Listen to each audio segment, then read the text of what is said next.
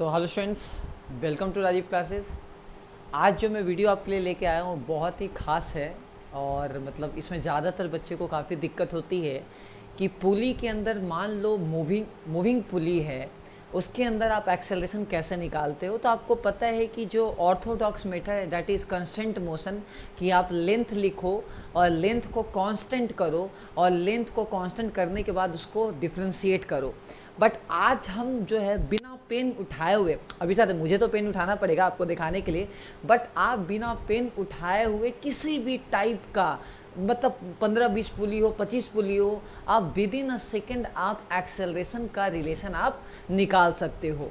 देखो सबसे पहले मेरे सामने एक जो क्वेश्चन है, मैं पहले ये क्वेश्चन लेता हूँ।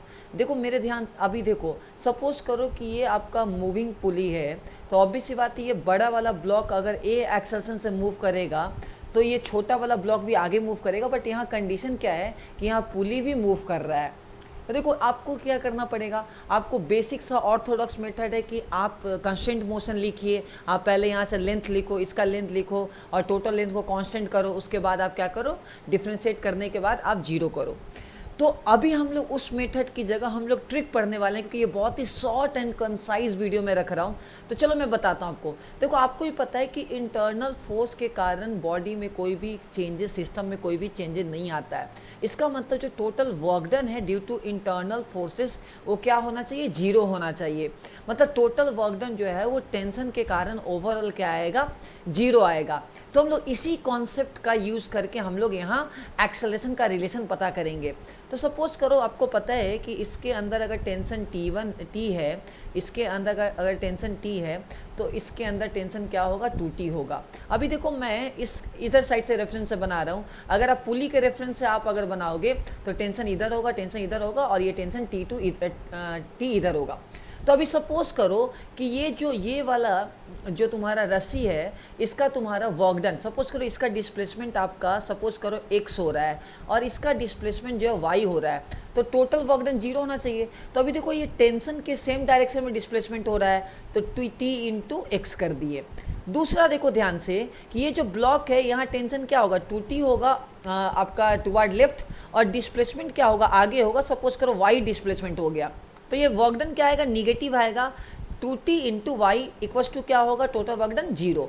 अभी देखो टेंशन को आप कर दो कैंसिल, तो x minus 2y equals to zero आ गया। अब इसको सिंपल सा आप अगर डिफ्रेंशिएट कर दोगे तो क्या आ जाएगा, वेलोसिटी ऑफ आपका छोटा वाला ब्लॉक आ जाएगा स्मॉल m, और वेलोसिटी ऑफ क्या आएगा, बड़ा वाला ब्लॉक का डबल। अगेन इसको अगर आप डिफ्रेंशिएट कर दोगे तो एक्सेलरेशन आ जाएगा, सपोज करिए ये स्मॉल a और इसका एक्सेलरेशन क्या हो जाएगा, 2a हो जाएगा।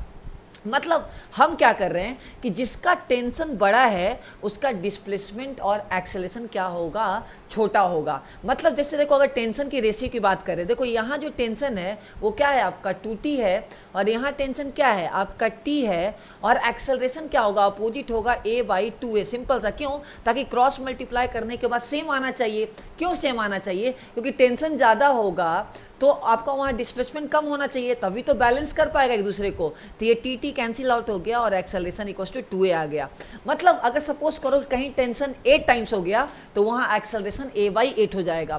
तो इसको बोलते हैं टेंशन ट्रिक, ठीक है ना। ये मेनली जो है वो बहुत ही मतलब जो लोग अच्छे से समझ लेते हैं वो बहुत ही ईजिली विद इन सेकेंड जो है वो आपका एक्सेलरेशन का रिलेशन निकाल लेते हैं। अभी देखो अगर इसको कांस्टेंट मोशन से लिखेंगे टाइम लगेगा और आपका जो है वो कहीं ना कहीं रॉन्ग होने का चांस रहेगा। जैसे मेरे सामने एक और क्वेश्चन है, अब यहाँ पता कर लेते हैं। अगेन देखो ध्यान से, यहाँ टेंशन क्या T, यहाँ टेंशन T, यहाँ टेंशन क्या 2T, ठीक है। अभी देखो यहाँ और यहाँ टेंशन क्या होगा, अगेन टेंशन T होगा। तो इस वाले ब्लॉक की यहाँ जो ब्लॉक के बगल में जो टेंशन है T है और यहाँ टेंशन 2T है। तो चलो मैं ठीक है ब्लॉक M1 के लिए, M1 और M2 के लिए हम लोग रेशियो पता करते हैं। तो अभी से बात है आपका 2T/T और एक्सेलरेशन क्या होगा, उल्टा सिंपल सा A2 बाई क्या आएगा, A1 आएगा। तो ये T कैंसिल हो गया तो A2 इक्वल्स टू क्या आ रहा है तुम्हारा, 2A1 आ रहा है। मतलब आप देखो ध्यान से देखो कि जहाँ टेंशन ज़्यादा है वहाँ एक्सेलरेशन क्या है आपका, कम है। तो इस टाइप से टेंशन ट्रिक यूज करके आप क्या कर सकते हो, किसी भी मतलब बहुत ज़्यादा पुली भी रख लिए तो वहाँ भी आप क्या कर सकते हो, आप वहाँ इजीली रिलेशन वेलोसिटी का या एक्शन का निकाल सकते हो। अभी देखो एक डरने वाला, देखो भारी भरकम क्वेश्चन दिख रहा है ना, बहुत सारा पुली दिख रहा है ना इसमें। देखो आप देखोगे तो बहुत सारा आपको पुली दिख रहा है, मतलब 4-5 पुली दिख रहा है, ठीक है। अभी देखो इसको चुटकियों में सॉल्व करते हैं। देखो ध्यान से, यहाँ आप टेंशन जो है, अब इस वाले स्ट्रिंग में टी मान लो, ठीक है। हम इसके तो ये क्या होगा, 2t होगा, ठीक है। इस पॉइंट ऑफ व्यू से हम कर रहे हैं, ठीक है। अभी यहाँ देखो ध्यान से, ये t है तो यहाँ भी क्या होगा, t होगा, यहाँ भी आपका t होगा, यहाँ क्या होगा, 2t होगा, ठीक है। यहाँ भी क्या होगा, 2t होगा, और यहाँ क्या होगा आपका 4t होगा, ठीक है। चलो ऑब्वियस सी बात है। अभी ध्यान से, हमको a और b में रिलेशन चाहिए, तो a और b में रिलेशन चाहिए, तो ऑब्वियस सी बात है, यहाँ टेंशन 4t है, यहाँ टेंशन 2t है। तो चलो acceleration of a divided by acceleration of b, तो क्या होगा, tension eight b divided by tension eight a near by. तो आपका ए आपका दे दिया, यहाँ एक्शन दे दिया है आपका, सिंपल सा माइनस, तो साइन के लिए, उसको लेके मत सोचो, आप मैग्नीट्यूड की बात कर रहे हैं। तो 2 डिवाइडेड बाई ए बी हो जाएगा, और ये टेंशन आपको पता है यहाँ कितना है, आपका बी के साइड 40 है, यहाँ 2t है, ये कैंसिल, तो आपका क्या आ जाएगा, ए बी का जो वैल्यू है वो क्या हो जाएगा, आपका 1 आ जाएगा।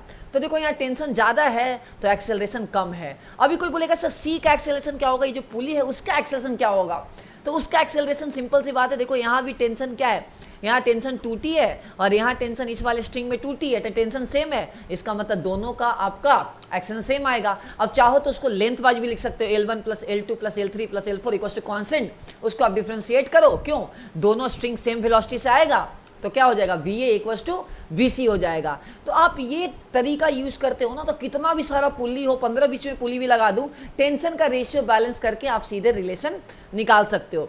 तो ये तो मैंने पुली का एक ट्रिक बताया, पुली ट्रिक मैंने आपको बताया। अभी रस्सी का ट्रिक बताता हूँ। देखो आपको ये पता है कि जो रस्सी पे जितने भी पार्टिकल हैं उनका रिलेटिव वेलोसिटी 0 होना चाहिए। क्यों, अगर सोचो रिलेटिव वेलोसिटी आ जाएगा तो ऑब्वियस बात है रस्सी जो है एक्सटेंसिबल बन जाएगा, और हम लोग जो रस्सी लेके चल रहे हैं दैट इज इनएक्सटेंसिबल, मतलब उसका लेंथ जो है वो चेंज नहीं कर रहा है। तो अभी देखो मेरा मतलब क्या है कि सपोज करिए ब्लॉक जो है VA वेलोसिटी से जा रहा है, तो ऑब्वियस सी बात है इसका जो वेलोसिटी अलोंग रोप, जैसे ये रस्सी VB से जाएगा ऊपर, तो ये वाला भी पार्ट आपका VB से आना चाहिए। मतलब जो वेलोसिटी का ए का कंपोनेंट है अलोंग आपका ये वाला कंपोनेंट जो है अलोंग रोप, वो सेम होना चाहिए, तभी तो रिलेटिव वेलोसिटी 0 होगा। तो आप बोल सकते हो ये अगर एंगल अल्फा है तो ये बोल सकते हो कि पाई माइनस अल्फा है, मतलब सिंपल सा क्या होगा कि VA cos pi minus alpha, यदि कॉस अल्फा निगेटिव हो तो सिंपल सी बात है क्योंकि लेंथ डिक्रीज हो रहा है, इक्वल्स टू क्या हो जाएगा VB।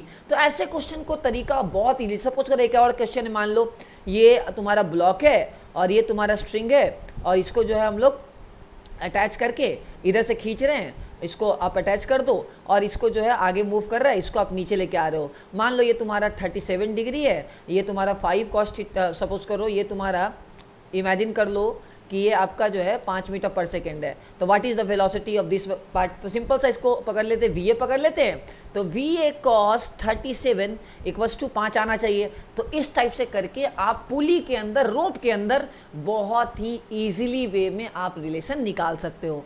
तो ये बहुत ही small video and concise video मैंने आपके लिए बनाया बच्चों। तो आप अच्छा लगे तो इसको शेयर करो, कमेंट करो, लाइक करो, सब्सक्राइब करो। Take care.